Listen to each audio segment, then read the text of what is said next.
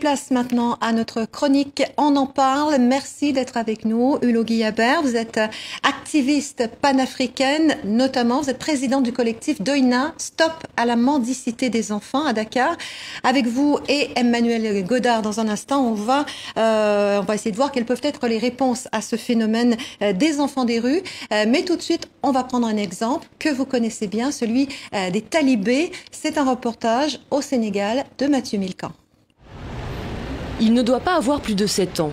Au rond-point de Gore, une grappe d'enfants fait la mendicité. Les plus grands apprennent aux petits. Ici, à Dakar, on les appelle les talibés. Très souvent, ces enfants des rues vivent dans des écoles coraniques. Et ce sont leurs maîtres qui les envoient quémander de l'argent. Comme ici, à Tiaroy, une ville de la grande banlieue de la capitale. Sérigné a 72 enfants à sa charge. Des enfants confiés à l'homme par leurs parents. Il dit ne pas avoir d'autre solution pour subvenir aux besoins de ses enfants. Parce que je n'ai pas d'autre métier, pas de moyens, et les parents ne m'aident pas, et l'État non plus. Mais si j'avais les subventions qui me permettaient d'assurer le quotidien, ces enfants n'iraient mendier nulle part. Mais toutes les écoles coraniques ne font pas faire la mendicité à leurs pensionnaires. C'est le cas de celle du maître Mouamadou Niass, 17 ans qu'il reçoit des enfants à Guédiawaye, dans la banlieue de Dakar. Lui était un enfant talibé. Aujourd'hui, la manière dont la mendicité est imposée par certains maîtres coraniques est un moyen de s'enrichir en exploitant les enfants. Et la religion ne demande pas cela. Certains enfants, maltraités dans leur dara, réussissent à s'enfuir. Certains arrivent ici, un centre d'accueil pour les enfants de la rue. L'un des rares à avoir participé l'an dernier à l'opération Retraite des enfants des rues, initiée par le gouvernement. Samba a aujourd'hui 13 ans, il a fui son dara il y a 2 mois. Son maître demandait de plus en plus d'argent. Mendier pour manger, mendier pour m'habiller, mendier pour me laver. Même quand j'étais malade, je devais mendier pour m'acheter des médicaments. Celui à qui on m'a confié ne faisait rien pour moi. L'association l'aide à rechercher ses parents. Samba vient de Guinée-Bissau. Il était venu au Sénégal pour apprendre le Coran. Si les autorités ne retrouvent pas ses parents dans le mois, il sera renvoyé dans son pays d'origine. Voilà, et pour mieux comprendre ce phénomène des enfants des rues, une première question qui nous vient du Mali, Emmanuel. Oui, on l'a vu dans le reportage, beaucoup de maîtres d'école coranique envoient les enfants mendier. Et pour beaucoup d'internautes, c'est la cause première, en fait, qui fait que les enfants sont dans les rues.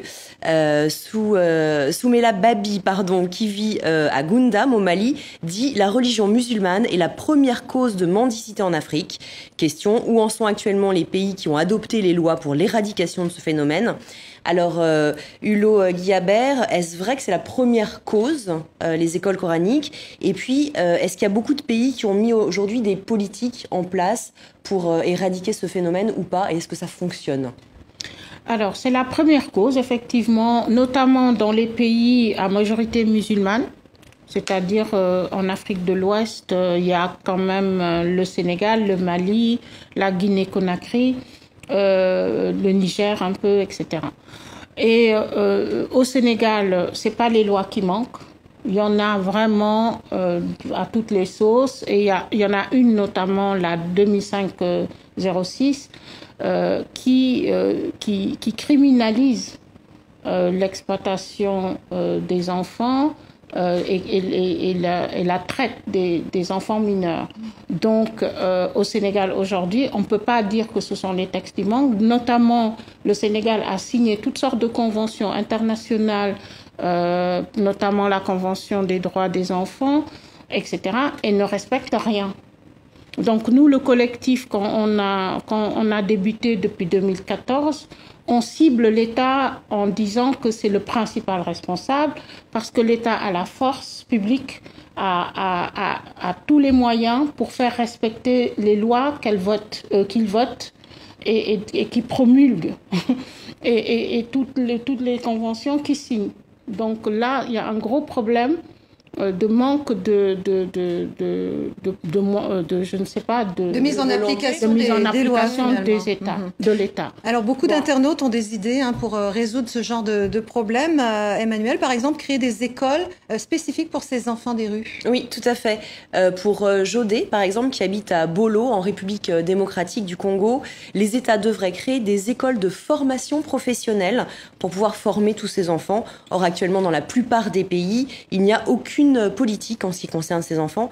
Alors, des écoles pour apprendre un métier, est-ce que vous pensez que ça pourrait être une solution pour effectivement limiter le nombre d'enfants dans les rues ? Ça pourrait être une solution, mais en fait, il faut des solutions beaucoup plus globalisées, avec beaucoup plus d'éléments et etc. Enfin, et ces solutions, elles existent. Je vous rassure tout de suite, les tiroirs sont pleins. Les séminaires qui décident des solutions, les études, les projets, en fait, on en a vraiment beaucoup. Donc aujourd'hui, le projet principal qui devrait être mis en œuvre par l'État et qui ne l'est pas, alors que tout est prêt pour le faire, c'est ce qu'on appelle la modernisation des daras.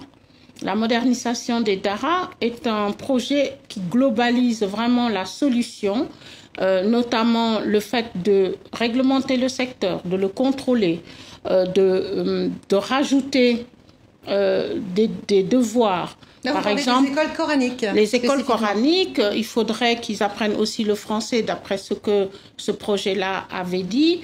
On a demandé aux maîtres coraniques leur avis. Ils se sont réunis au niveau national pour donner cet avis, etc., etc. Mais alors, donc, théoriquement, vous avez l'air de dire que finalement tout est prêt, les lois existent, c'est puni, etc. Pourquoi aujourd'hui on en est encore à cette situation-là ?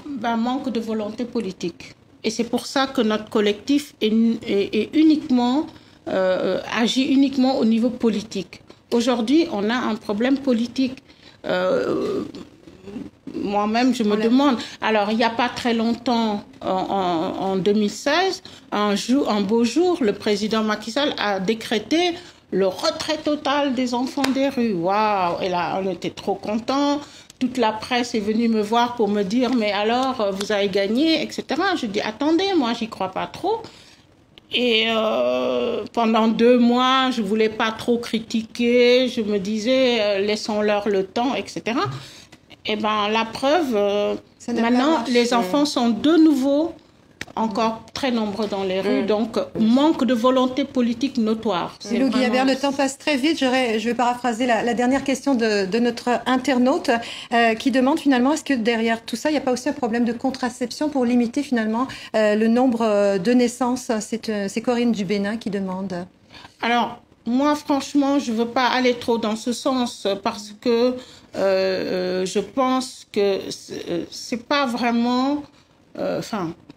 pour moi, c'est pas une question de nombre d'enfants. C'est une question d'éducation. Quand on en a trop, quand on n'a pas assez d'argent pour les nourrir. Oui, peut-être. Mais en tout cas, je sais qu'aujourd'hui, il y a le planning familial au Sénégal qui agit dans certaines zones, etc. Je sais qu'il y a des gens qui suivent cela.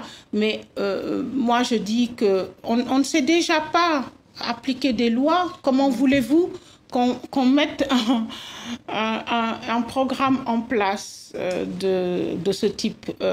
Voilà. Je n'y crois pas non plus trop. Voilà. Merci beaucoup, Hulot Guillabert, président du collectif Doina, Stop à la mendicité des enfants. Merci pour vos réponses aux questions de nos internautes. Merci, Emmanuel Godard. Merci à vous.